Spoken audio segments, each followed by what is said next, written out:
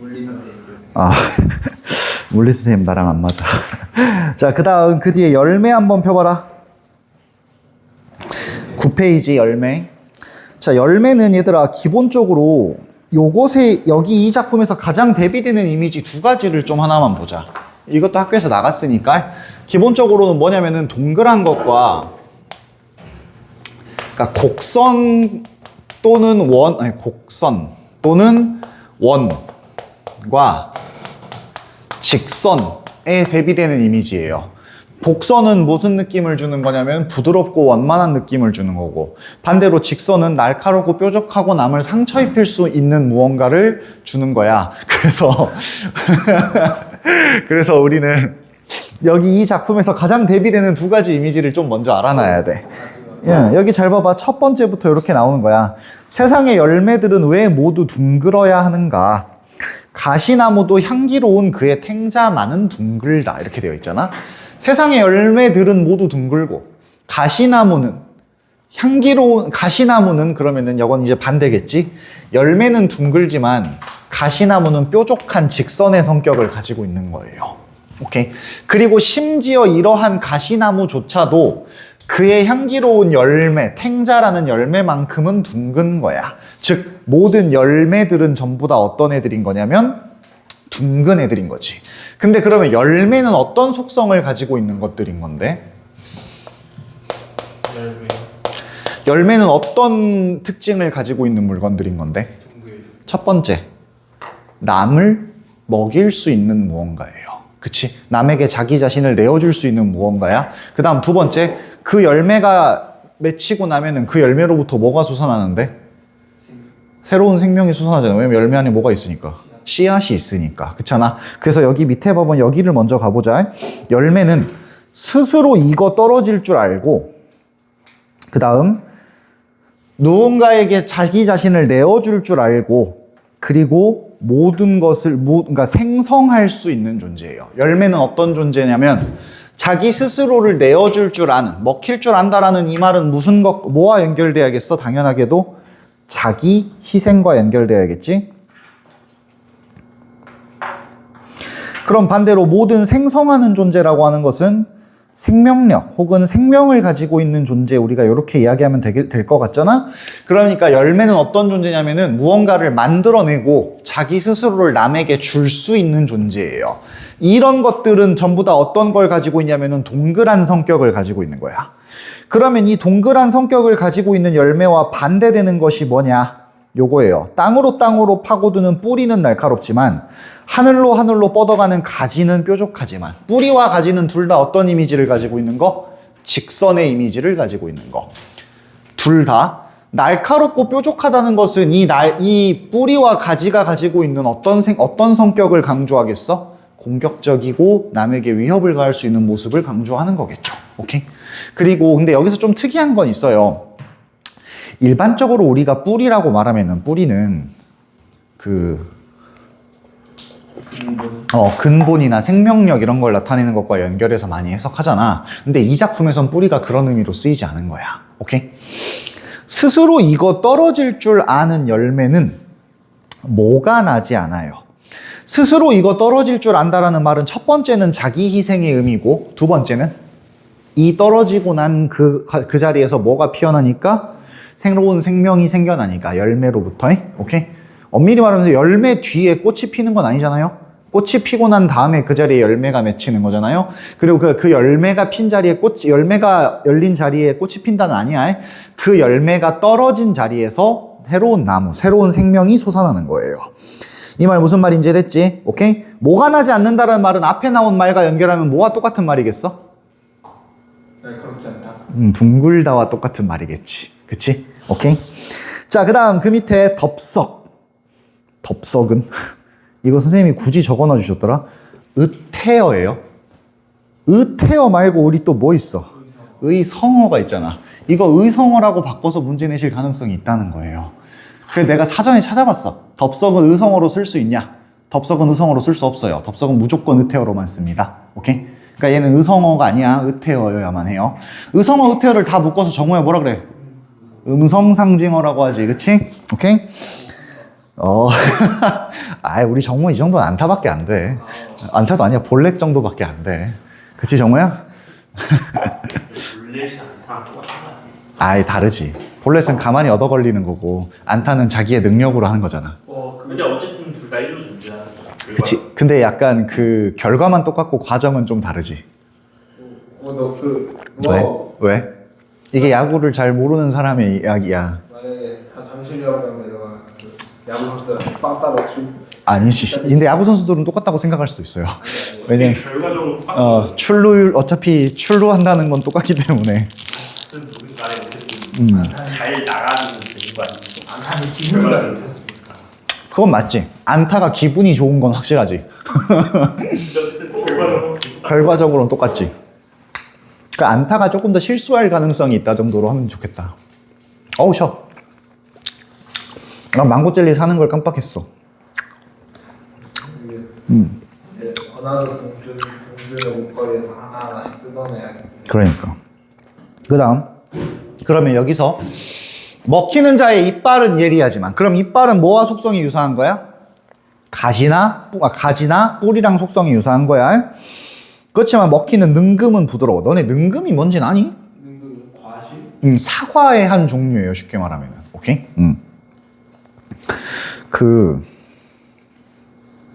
노시원 307원. 요렇게 치면 나오거든? 이게 능금이라고 하는 사과의 한 종류야. 야생 사과 같은 그런 느낌? 오케이? 오케이. 그 다음. 그대는 아는가? 야, 이것도 중요하다. 그대는 아는가? 민성아, 이거 대화체라고 그러면 말하면 될까, 안 될까? 안 되지. 대화체는 우리가 어찌해야 대화체다? 송미인곡. 그렇지. 왔다 갔다 해야 성미인곡처럼 왔다 갔다 해야 대화체야. 모든 생성하는 존재는 둥글다는 것을, 스스로 먹힐 줄 아는 열매는 모가 나지 않는다는 것을. 얘들아, 여기 마지막 부분에 나타나 있는 표현 방법 뭐 있을까? 그 마지막에 대꾸. 그렇지. 일단 대꾸법 나와야 될 거야. 그 다음에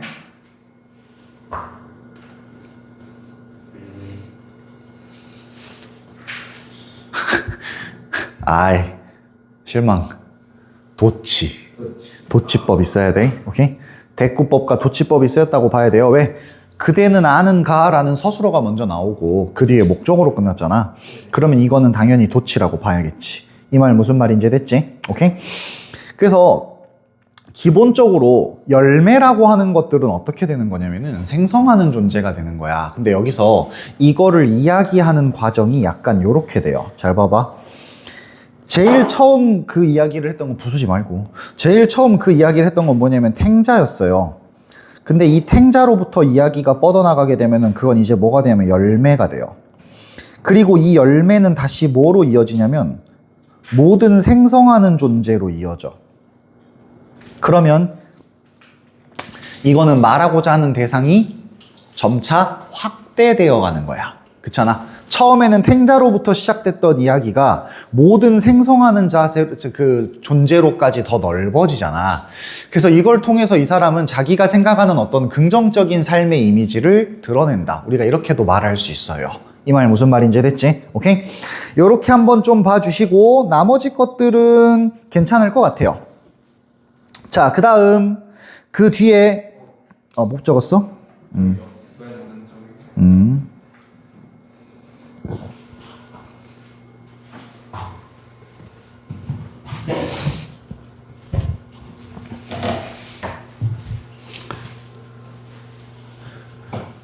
이제 다 적었어? 네. 제가 이거 할게 이렇게 또 가서 먹겠어. 제발.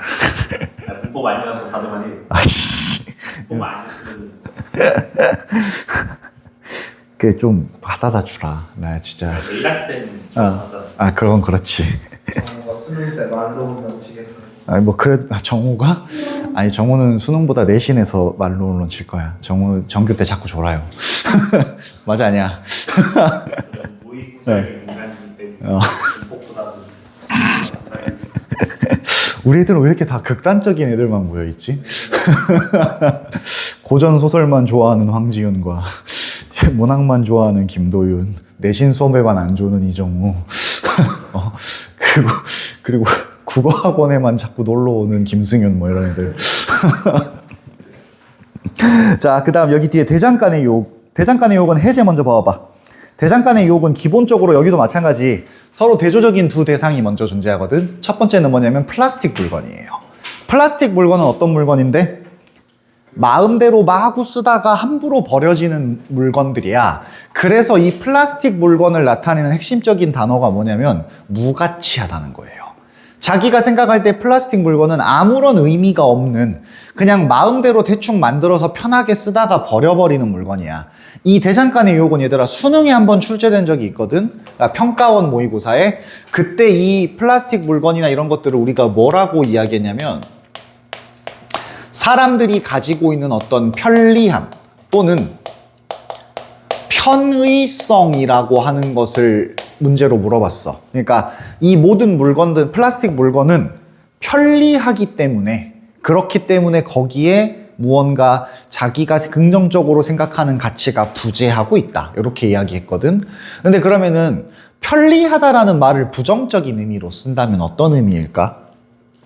자기만 편하기만 하면 되는 것. 그러니까 사실은 편의성이라고 하는 말은 그것이 가지고 있는 어떤 가치나 이런 것보다는 그냥 너는 내가 쓰기 편하니까 가치가 있는 거지. 즉 어떤 도구적인 의미로서의 가치를 이야기한다라고 우리가 말할 수 있을 것 같아. 근데 그러면은 이 사람이 원하는 건 뭐냐? 무쇠낫과 호미 같은 의미 있고 가치 있는 존재예요. 근데 왜 무쇠낫과 호미는 의미 있고 가치 있는 존재가 되는지를 한번 봐봐. 이 사람이 어떻게 이야기했는가? 무쇠낫과 호미는 왜 의미 있고 가치 있는 존재가 되는데? 그냥 아무렇게나 만들어낸 게 아니라 단련의 과정을 통해서 만들어진 물건이기 때문에 그래요. 단련이 뭔데? 두들기고 담금질하고 이런 거잖아요.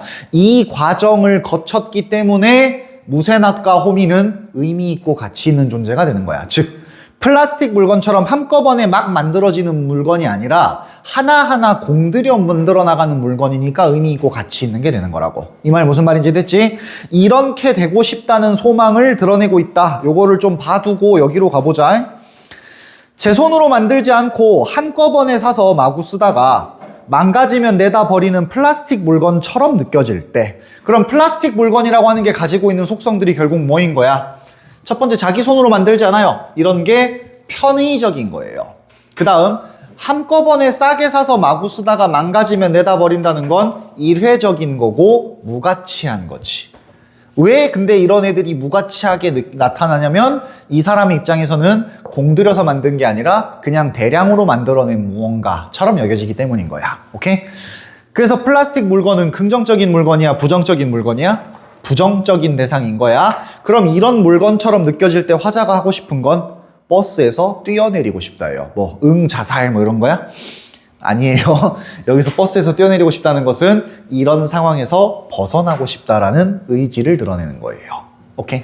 근데 이 시를 봐보면 뭐뭐 하고 싶다가 계속 반복된단 말이야. 그렇잖아? 뭐뭐 나와? 또 뛰어내리고 싶다, 찾아가고 싶다, 바꾸고 싶다, 걸리고 싶다, 잊고 싶다, 뭐 이렇게 걸려 있고 싶다 이렇게 나타나잖아. 뭐뭐 하고 싶다라는 말이 계속 반복된다. 반복의 효과가 뭔데?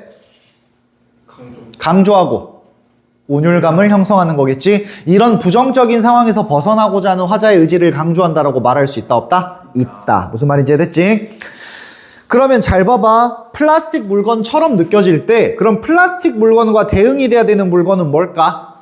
그 뒤에 현대아파트가 들어서며 홍은동 사거리에서 사라진 털보네 대장간을 찾아가고 싶다를 놓고 본다고 하면은 플라스틱 물건에 대응되는 물건은 뭐여야 될까?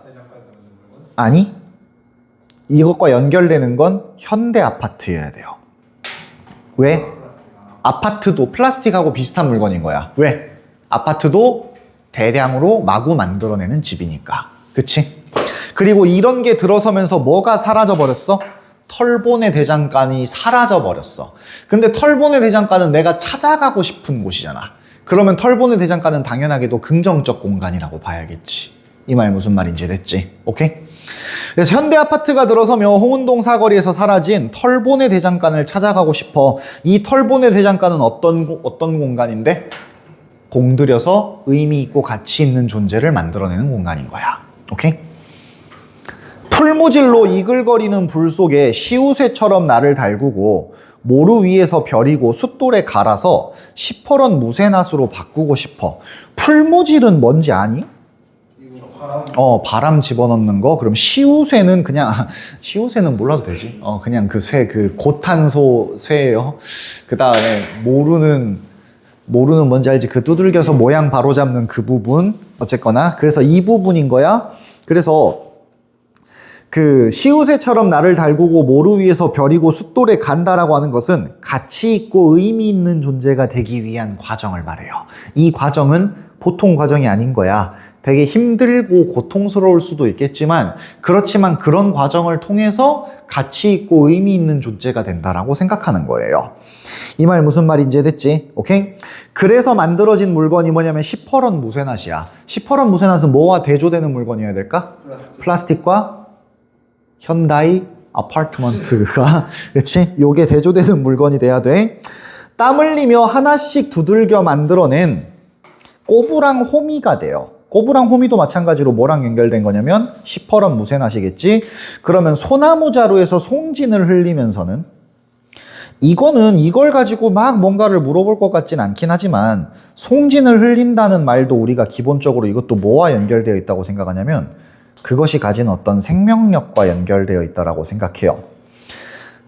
소나무는 살아있던 나무로부터 만들어진, 그러니까 그 소나무 자루로, 그러니까 살아있는 소나무로 자루를 만들었으니까 그것이 살아있는 존재였다는 것을 보여주는 그런 어떤 물건이 송진인 거야. 그러니까 나는 아무런 가치 없이 의미 없이 생명력 없이 느껴지는 플라스틱 물건처럼 살고 싶은 게 아니라 무쇠낫, 꼬부랑 호미처럼 살고 싶은 거예요. 송진을 흘리면서. 오케이? 그러면 대장간 벽에 걸리고 싶다라고 하는 말은 긍정적 의미, 부정적 의미? 긍정적 의미가 돼야 돼요.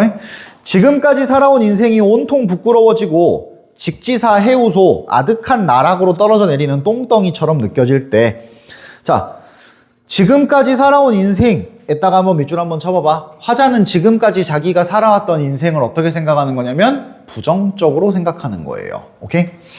온통 부끄러워지고 직지사 해우소 아득한 나락으로 떨어져 내리는 똥덩이처럼 느껴질 때, 이미 똥덩이 뭐랑 대응되는 걸까?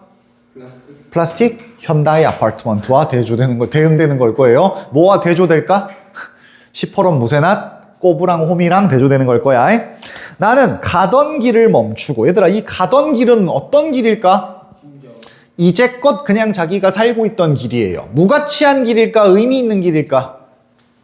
무가치한 길에 가깝지. 왜? 멈추고 싶다고 했으니까. 이 말 뭔 말인지 됐어? 이 가던 길은 그러니까 자기가 생각하는 긍정적인 삶의 과정으로 나아가는 길이 아닌 거야. 이해됐어? 어디로 가는 길이다? 그냥 이제껏 살던 대로 의미 없이 무가치하게 살던 삶의 길이다, 야. 무슨 말인지 이해됐니? 오케이? 오케이. 이게 이제 그 대장간의 유혹. 대장간의 유혹은 대조되는 이미지가 엄청 강하기 때문에 이거 이해하는 건 그렇게까지 어렵지는 않아요. 여기 뒤에 문제 한번 좀 봐봐봐. 근데 여기 문제에서 이런 거 하나만 좀 살짝 좀 봐보자. 일본의 자연물에 감정을 이입했다라는 말이 있잖아. 도윤쿤, 자연물에 감정을 이입한다는 게 어떤 말인데? 자연인의 감정을 대신 표현해주는. 좋은 설명. 잘 봐봐. 감정을 이입했다고 말하려면은 사물의 감정 표현이 드러나야 돼요.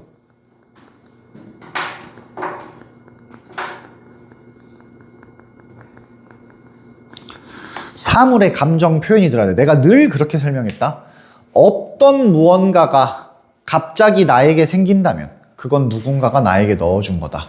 사물은 감정을 가질 수 있다, 없다? 없다. 근데 그 사물이 감정을 가진 것처럼 나타났다? 그럼 그건 누군가가 넣어준 거야. 누가 넣어준 건데? 화자가 넣어준 거죠. 오케이? 그 일본 그것 중에 그거 있잖아요. 마이 화자, 마이 마자, 마이 브라자 이거 알아? 도윤이는 아는 거 몰라? 알지. 그 있어. 그 일본말로 my father, my mother, my brother를 너무 옛날이지. 나는 옛날 사람이잖아. 아니 그런 느낌이지. my 화자, my 마자, my 브라자 이런 게 있는데. 지금 무한도전 클립 모음 좀 재밌게 보고 있는. 아이 그럼 옛날 게 좋은 것이요. 근데 어쨌거나 이거 자연물의 감정이입. 그럼 여기 가랑 나이는 자연물의 감정이입된 게 있나? 없지. 그치? 최동원 우승하셨을 때 최동원 우승했을 때는 나 태어나기도 전이에요. 그렇잖아. 동원이 누구예요? 그 롯데 자이언츠의 유명한 야구 선수 있어요. 무쇠팔이라고 하는 별명을 가진. 잘 던지는. 아, 엄청나게 잘 던졌지. 근데 혹사당해가지고. 그때 옛날에는 원래 다 그러던 시절이잖아요. 그치? 옛날에는. 약간 대학원생하고 야구 선수하고 구별이었다 진짜. 유사한 통사 구조라고 말하면 문장 구조가 비슷한 게 반복되는 거예요. 문장 구조가 그럼 비슷하다는 건 어떤 건데? 정우야, 어째야 문장 구조가 비슷한 걸까?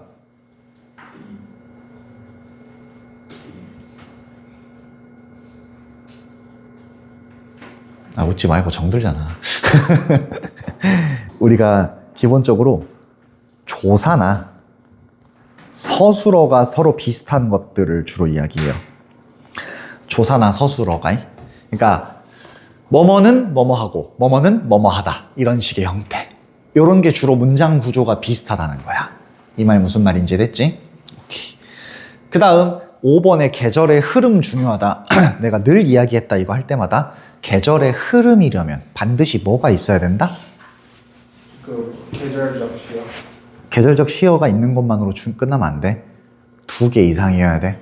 흐름이니까 뭐 해야 된다? 변화여야 된다 그랬잖아. 나 오늘 뭐 바뀐 거 없어? 라고 말하려면 바뀌기 전과 후가 있어야 돼. 평상시에는 맨날 후줄근하게 입으시다가 오늘은 정장을 입으셨네요. 요렇게 돼야 되는 것처럼 계절의 흐름도 마찬가지야. 계절의 흐름도 어떤 계절로부터 다른 계절로 바뀌었다라는 이야기가 나오는 게 중요한 거예요. 오케이? 오케이. 자, 그 다음에 그 뒤에 3번 문제 한번 봐보면은 3번 문제는 여기에 이 부분에다가 밑줄 하나만 좀 쳐놔주라. 깨달음을 확장한다. 그래서 아까 깨달음을 확장한다고 하는 게 어디로부터 어디로 이어지는 거였어? 탱자로부터 열매로부터 모든 생성하는 존재로 확장되는 거였어. 오케이? 이거를 좀 한번 봐두면 좋을 것 같아요.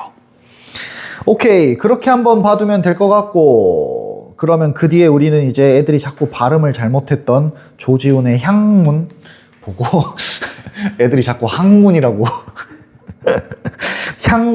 항문은 별로 보고 싶지 않고요. 향문을 이 작품은 성서에서 우연히 발견한 깨진 질그릇을 통해 옛것의 고풍스러운 정취에 대한 그리움을 담담하게 서술하고 있다. 이렇게 나타나 있잖아. 생각해보니까 성터에서 깨진 매실 유물 아니에요? 그치. 근데 그게 중요한 거야. 유물을 갖고 오고 유물을 갖고 온 거예요. 왜? 절도 아니에요. 에이, 시적인 상황이니까. 이 유물을 왜 갖고 오는데? 중국 형태. 그렇지. 과거에 대한 그리움 때문에 그런 거예요. 질그릇이라는 게 뭔지 알아? 맞아. 그러니까 흙을 빚어가지고 유약 같은 것 안 바르고 그냥 유약 같은 거 많이 안 바르고 그냥 대충 구워서 만든 그릇 이런 거야.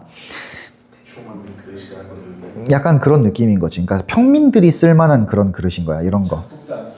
그래, 장독 때 쓰는 게 원래 질그릇이야. 요런 거. 이런 거. 이런 그릇을 말하는 거거든.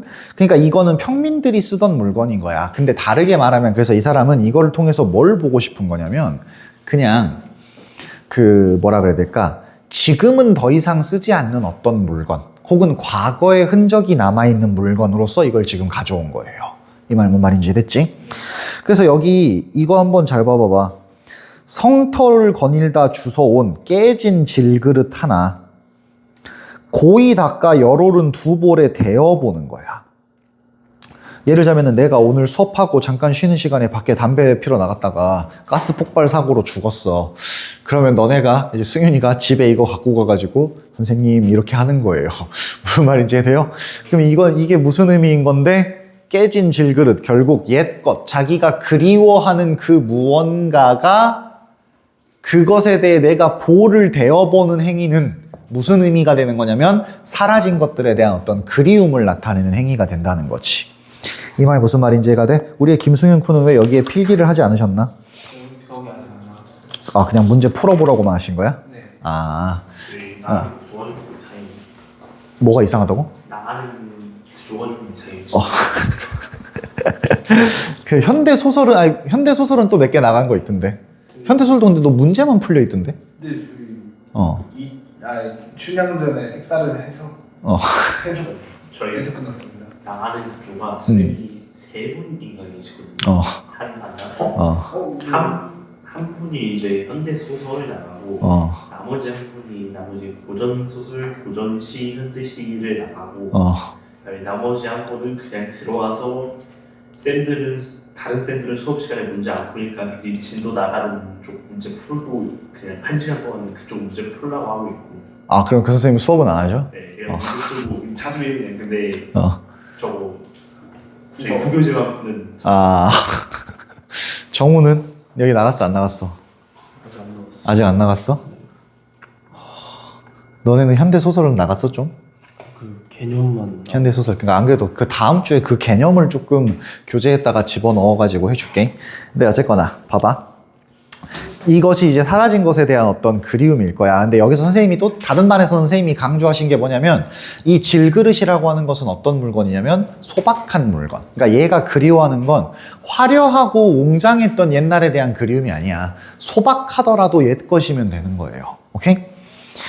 아무렇지도 않은 곳에 물어녹는 옛 향기라 지랑아리에 곱게 그린 구름 무늬가 금시라도 하늘로 피어날 듯 아른하다. 아무렇지도 않은 곳, 이것도 마찬가지겠지. 이 그릇이 가지고 있는, 그릇이 원래 놓여있던 공간 혹은 이 그릇이 가지고 있는 소박한 속성과 연결되어 있는 걸 거야. 그런 소박한 질그릇에도 뭐가 남아있는 거야? 옛 향기가 남아있는 거예요. 그래서 얘는 거기에 그려진 구름 무늬를 보면서 이게 얼마나 생생하게 아름다운가를 지금 생각하고 있는 거야. 그 다음에 여기에 금시라도라는 말에, 금시라는 말이 무슨 말인데? now 바로. now 지금이라도 이거야. 지금이라도 곧이라도 하늘로 피어날 듯 아른하다 이렇게 말하는 거야. 그 다음 이 구름 무늬를 보면서 이 사람의 생각은 어디로 이어지냐면 이렇게 이어져요. 눈 감고 나래 펴는 향그러운 마음에. 자, 눈 감고 나래 펴는 향그러운 마음. 그러면 눈 감고 얘는 지금 뭘 하는 거야? 옛 것을 떠올리고 옛날을 떠올리고 있는 거겠지. 그렇잖아. 그러니까 일종의 회상을 하게 되는 거예요. 그 향그러운 마음이라고 말하는 것은 옛 것에 대한 그리움을 나타내는 거라고 우리가 생각해 볼 수 있겠지. 그러면 얘가 그렇게 눈을 감고 떠올리는 건 뭔데? 아까 봤던 구름 무늬로부터 떠오른 할아버지의 흰 수염의 모습이에요. 오케이? 원피스의 흰 수염 아니에요. 흰 수염의 모습이에요. 이 흰 수염을 가진 할아버지의 모습을 얘는 뭐라고 생각하냐면 자애롭다라고 생각하는 거야. 흰 수염도 자애롭긴 하잖아요. 그치? 못난 아들도 사랑하는 캐릭터인 거잖아요. 근데 요런 것들, 요게 이제 그 과거의 어떤 그리움에 대해서 떠올리고 있는 거지. 과거에 대한 어떤 그리움의 감정이 드러나는 거지. 야, 우리 이런 거 비슷한 거 했다. 과거에 대한 그림. 어디서? 할아버지. 관촌수필. 그치? 관촌수필이 가장 대표적이죠. 최근에 가장 봤던 걸로는. 관촌수필이나 이런 데서도 나왔던 거야. 그 다음 그 밑에 꽃밭에 놓고 이슬 받아 책상에 올리면 그 밤 내 베개 머리에 옛날을 보리니. 여기도 마찬가지. 베개 머리에서 옛날을 보겠다는 말은 무슨 말인 거냐면 꿈을 꾸게 된다는 이야기겠죠. 꿈이라는 게 얘들아 우리 어떤 의미라 그랬어? 그만큼 간절하지만 현실에서는 이루어지기 어렵다. 이렇게 이야기했어요. 얘가 지금 꿈에서라도 보고 싶다는 건 그만큼 과거에 대한 간절한 그리움인 거겠지. 근데 이 구절의 의미가 조금 애매해. 옛날을 봐도 나는 울지 않을 것이다. 울지 않는다는 말의 의미는 도대체 뭐로 봐야 할까? 나는 이게 좀 애매할 것 같아. 이거 학교 선생님이 뭐라고 해석하시는지 좀 알아다줘. 내 생각에는 기본적으로는 울지 않겠다는 말을 반어로 해석할 수도 있을 것 같고, 그치? 사실은 너무 눈물 날 정도로 그립다라고 말할 수도 있을 것 같고, 혹은 이제는 그냥 그 과거가 너무 슬프고 아련하기만 한 게 아니라 그냥 이 과거를 볼 수 있다는 것만으로도 즐겁고 기쁘다. 이런 것들 중에 하나일 것 같거든. 혹은 아예 그거에 대해서 특별하게 설명하시지 않거나, 근데 혹시 모르니까 뭐든지 필기 나오는 거 좀 나중에 다 줘야 돼. 오케이? 내가 지금 관리용 어플을 만드는 것을 지금 열심히 막 시도 중인데, 나중에 이제 그런 거 필기 거기다가 올리게, 사진 찍어서 올리게 하려고. 그런 거 올리면은 이제 그 점수 이런 거 포인트제 해가지고 뭐 식사권이나 뭐 이런 거 줄 수 있게. 근데 어쨌거나 좀 사진이나 이런 거 좀 찍어갖고 나중에 좀 올려줘. 우리 정우가 받아갈 가능성이 매우 높겠죠? 여기 정우가 열심히 보내주니까 승희도 열심히 보내주고 여기 둘은 잘 안 보내주고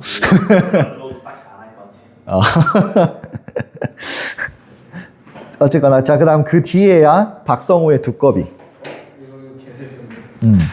이거는 잘 봐봐. 이 두꺼비가 기본적으로 뭘 가리키는 건지에 대해서 알아야 우리가 이제 이 시를 정확하게 볼 수 있어요. 두꺼비는 뭘 나타내는 건데? 아버지의 거친 두 손을 비유하는 거야. 그래서 아버지의 이 두꺼비 같은 손을 통해서 아버지의 고달픈 삶과 그러한 아버지에 대한 그리움을 드러내고 있는 시가 두꺼비라고 하는 시예요.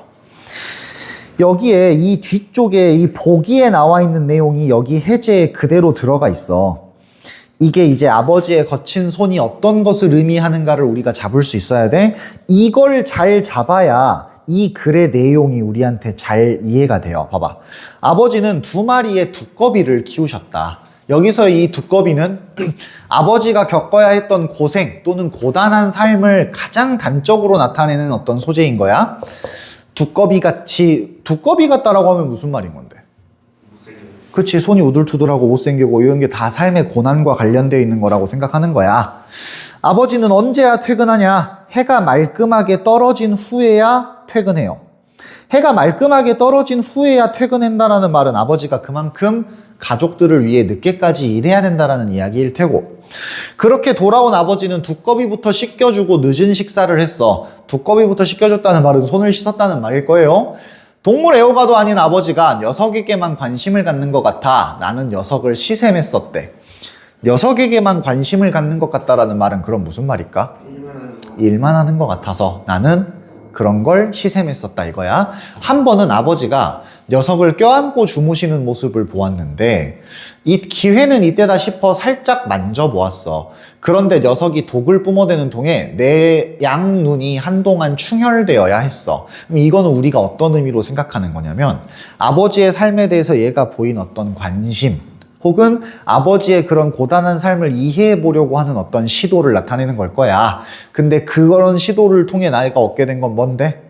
슬픔이에요. 눈이 한동안 충혈되었다, 독을 뿜어댔다 이 말은 정말로 아버지가 너가 내 손을 만져? 원투 이게 아니라 아버지의 그런 어떤 고달픈 삶에 대해 이해하게 되면서 얘가 얼마나 그거를 슬퍼하게 되는가. 쉽게 말하면 아버지에 대한 연민을 느끼게 되는 것과 관련되어 있는 거야. 아버지 저는 두꺼비가 싫어요라는 말은 즉 아버지가 그렇게 두꺼비 같은 손으로 계속 일해야 되는 그런 상황에 대한 거부감이겠지. 오케이?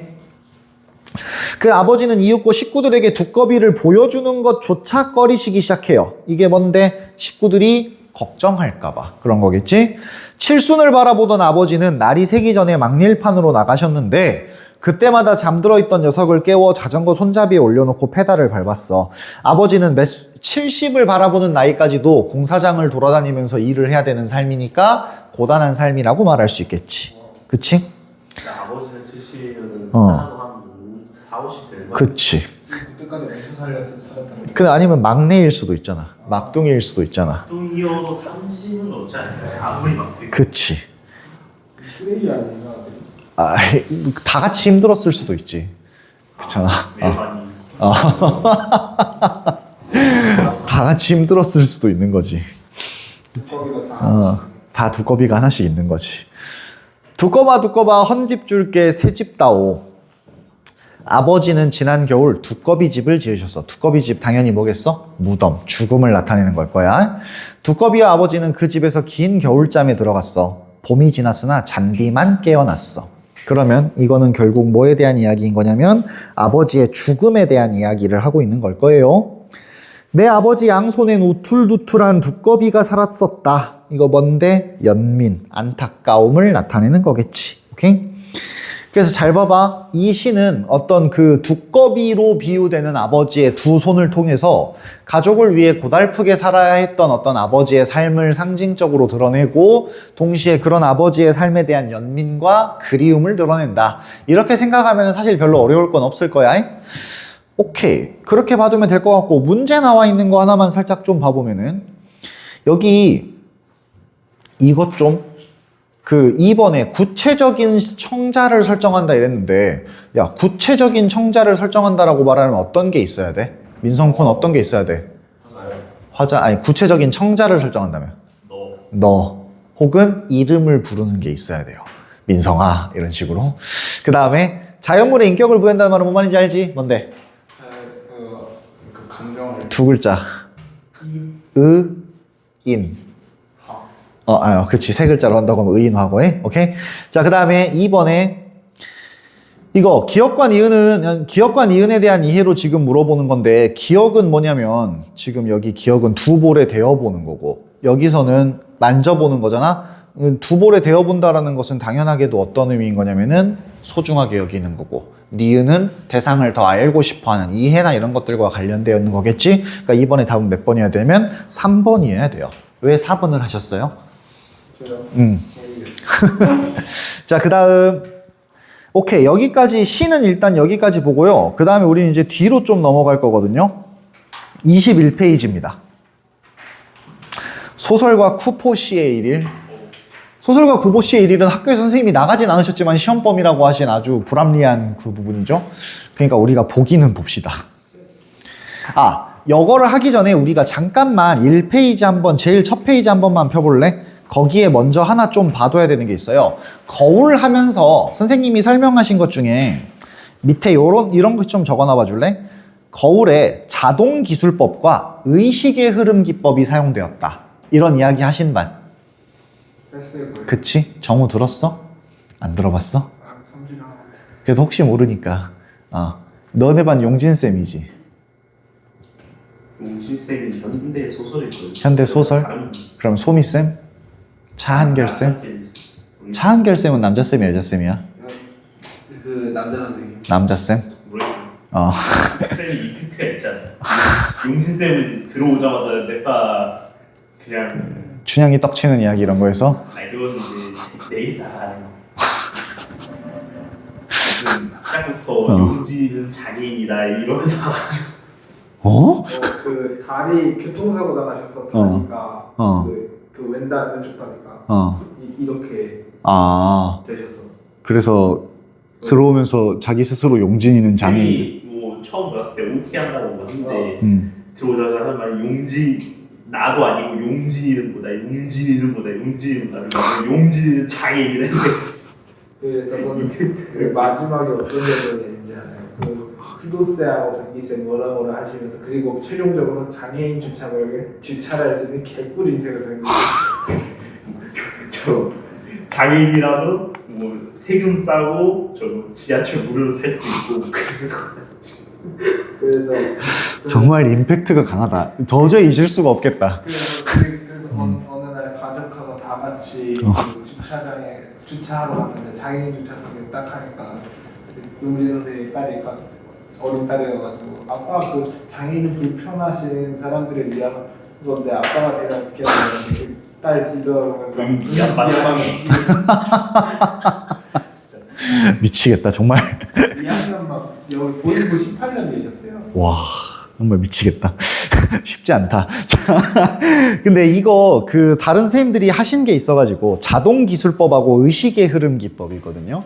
자동기술법이라고 하는 것은 뭐냐면 무의식을 그냥 즉각적으로 기록하는 방법을 말해. 의식의 흐름이라고 하는 건 뭘 말하냐면은 심리의 변화를 중심으로 서술하는 걸 말하거든. 근데 원래는 이 둘을 일반적으로 고등학교 과정에서는 이 둘을 크게 구분하지 않아요. 거의 비슷한 걸로 생각하면서 써. 근데 혹시 모르니까 나눠서 좀 이야기 좀 해놓자. 자동기술법은 무의식을 그냥 머릿속에 떠오르는 생각을 그냥 바로바로 그대로 기록하는 방법을 말하고, 의식의 흐름은 시간의 흐름이나 혹은 인과적 관계와 같은 기존의 이야기 전개 방법을 버리고 개인의 내면 생각의 흐름을 중심으로 서술하는 걸 말해. 오케이? 그 다음 이 시에 드러난 또 다른 특징 중에 하나는 이 시가 모더니즘 계열의 시라는 건데, 모더니즘이라고 말하면 우리가 주로 뭘 이야기하냐면, 얘들아 시는 뭘 전달하기 위한 게 핵심이야? 정서를 전달하기 위한 게 핵심인 거잖아. 근데 정서를 전달하는 것보다 감각적 이미지를 보여주는 데에 중심을 두는 시들을 주로 모더니즘 계열 시라고 해요. 오케이? 그 다음 역설인데요. 역설은 너네도 들어본 적 있지? 역설이 뭔데? 모순. 근데 그런 역설을 우리가 둘로 나누면 언어적 역설과 상황적 역설 이렇게 이야기하거든요. 상황적 역설, 다른 말로 상황적 아이러니 이렇게도 말하는데, 그걸 우리가 다른 말로 반어라고 하기도 해요. 오케이? 그래서 그냥 이렇게 역설이라고 하는 것이 이렇게 두 가지 종류가 있다. 이 정도는 좀 알아놔줘. 그럼 우리는 다시 한번 21페이지로 돌아와 보면은 소설가 구보시 왼쪽에 보면은 이렇게 나타나 있잖아. 우리의 구보가 외출하여 경성 서울거리를 배회하다가 귀가할 때까지의 행적을 다루고 있다. 의식의 흐름 기법을 사용한다. 의식의 흐름 기법을 사용한다라는 말은 뭐와 연결되냐면 여기랑 연결돼. 인과적 연관성이 없이. 인과적 연관성이 없다라는 말은 원인과 결과의 관계로 이야기할 수 있다는 거 없다는 거. 없다는 이야기가 되는 거예요. 오케이? 의식의 흐름 기법을 사용해서 인과적 연관성 없이 계속 서술하는 거야. 시간의 흐름 같은 거 중요하지 않아요. 오케이? 그 다음, 이 작품에서 드러나는 주제의식은 되게 여럿이 드러나는데, 일단 첫 번째는 뭐냐면, 저기다가 지금 밑줄 쳐놓은 거 보이지? 황금 만능주의, 물질 만능주의에 빠진 사람들을 비판하고 경멸하는 모습을 보여. 냉소적으로. 근데 자기 스스로도 결국 무력한 지식인으로서 이런 상황에서 벗어나기 어려워요. 그래서 무기력한 지식인의 모습은 우리가 이미 봤던 작품에도 하나 나온 거 있네. 어디서? 감사합니다.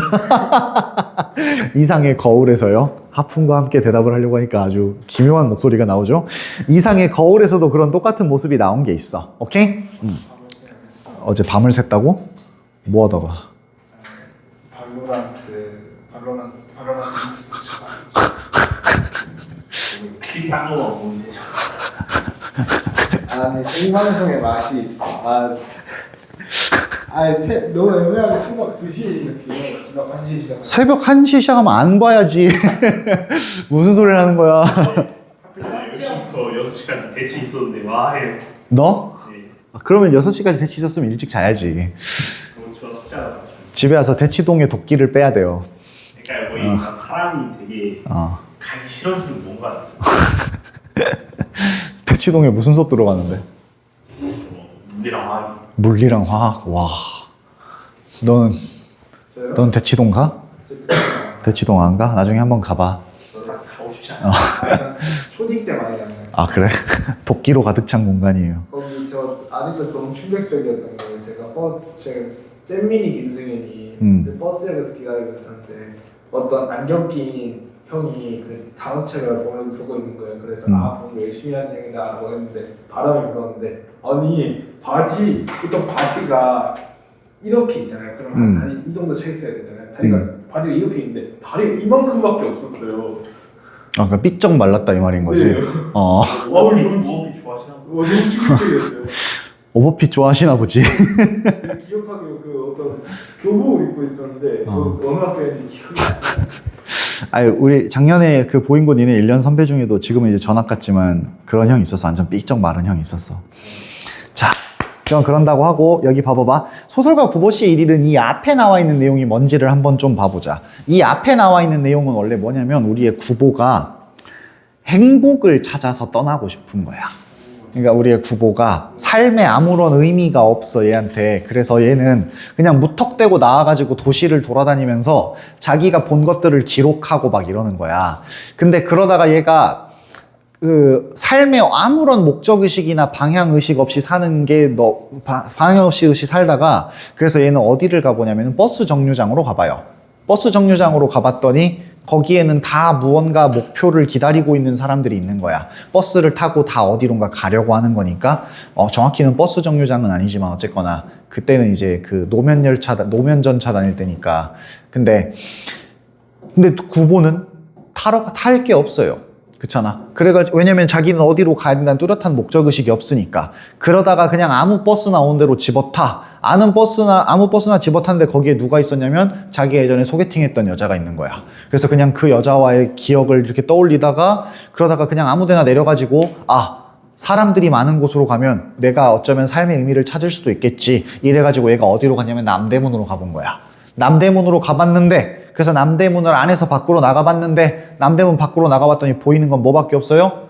웅숭그리고 앉아있다는 말은 쪼그리고 앉아있다는 거야. 누구들 바뀌었냐면 서너 명의 지객꾼들밖에 없어요. 얘네들은 어떤 모습으로 나타나냐면 당연하게도 행복한 삶의 모습이 아니라 무기력하고 지친 삶의 모습으로 나타나는 거야. 이해가 돼? 지객꾼은 뭔지 아니? 그 짐 들어다 주러든 사람 말하는 거예요. 오케이? 그래서 구보는 고독을 느끼고 사람들이 있는 곳, 약동하는 무리들이 있는 곳으로 가고 싶다고 생각해. 그래서 얘가 가는 곳이 어디냐면 경성역이에요. 경성역 지금의 어디? 서울역. 왜? 여기에는 엄청나게 많은 사람들이 있으니까 뭔가 행복, 뭔가 삶의 의미를 찾을 수 있겠지라는 생각을 가지고 기대를 하는 거예요. 그곳에는 마땅히 인생이 있을 거야. 이 낡은 서울의 호흡과 또 감정이 있을 거야. 무언가가 있을 거라고 기대하는 거야. 도회는 도시를 말해요. 도시의 소설가는 모름지기 이 도회의 항구와 친하여야만 해요. 도회의 항구, 뭘 비유하는 표현이냐면 경성역을 비유하는 표현이에요. 항구에 배가 왔다 갔다 하듯이 경성역에는 뭐가 왔다 갔다 하니까? 열차가 왔다 갔다 하니까. 오케이? 그래서 이런 열차가 왔다 갔다 하고 수많은 사람들이 왔다 갔다 하고 여러 이야기가 왔다 갔다 하는 이 경성역은 소설가로서도 당연히 가보고 싶은 공간이지만 그렇지만 구보는 그것보다 더 큰 목적이 있는 거야. 뭔데? 고독을 피하고 싶어서예요. 사람들이 있는 곳으로 가면 나의 고독감을 느끼지 않을 수 있겠지. 근데 막상 갔더니 구보가 느낀 건 뭔데? 군중 속의 고독이에요. 문과는 이런 거 알아놔야죠? 군중 속의 고독, 이런 걸 느끼는 거예요. 오케이? 그리고 여기서 이제 구보가 보게 되는 삶의 모습들은 어떤 모습들이냐? 사람들이 이렇게나 많이 모여 있는데 사람들 사이에 서로 소통하거나 사람들 사이에 서로 깜짝이야. 사람들 사이에 방금 무슨 소리가 들려가지고 혹시 또 꺼졌나 싶어가지고 내가 카메라 바꿨거든. 저 갤럭시 Z 플립 3인가 4예요. 저 동필이가 그 화면에 화면 뻥 나가지고 화면에 약간 하얀 줄이 껴있는데 안 쓴다고 이제 버려가지고 얻어왔어. 512GB여가지고 영상 널널하게 찍을 수 있더라고요. 근데 어쨌거나 예전 폰보다 좀 불편하긴 해. 근데 어쨌거나 그래서 여기에 가봤더니 사람들이 막 이렇게 모여가지고 막 서로 이렇게 동지의식을 느끼고 막 이런 게 아니라 서로 다 모르는 척 하는 거예요. 너네 보행고 1학년 처음 수업할 때 날과 비슷한 거예요. 나는 원래 창덕여고 1학년 재작년에 수업했을 때 그때가 진짜 역대급이었거든. 애들이 서로 아무도 몰라. 쉬는 시간에 진짜 조용해요. 아무 말도 안 해. 쉬는 시간에만 조용한 게 아니라 수업 시간에도 조용해. 누가 웃지도 않고 대답도 안 해. 나는 그때 창덕여고 수업하는 게 너무 힘들었거든. 근데 어제 창덕여고 1학년 애들 수업했는데 어제 애들은 쉬는 시간 갔다 왔더니 여기 이렇게 5명이 둘러 모여 앉아있더라. 그래가지고 여기 올해는 창덕여고 1학년 애들 수업하는 거 괜찮겠다 약간 이 생각했거든. 근데 그런 거야. 그렇게 둘러 앉아 모여가지고 서로 막 이렇게 이야기를 나누는 그런 어떤 화목한 모습을 보여주는 게 아니야. 다 어떻냐면은 사람은 빼곡하게 있지만 아무도 남들에게 관심도 없고 아무도 남들하고 소통하지 않는 모습들, 오히려 남을 피하고 뭔가 차별하는 모습만 계속 나타나는 거예요. 이 모습부터 잠깐 쉬었다가 이어서 갑시다.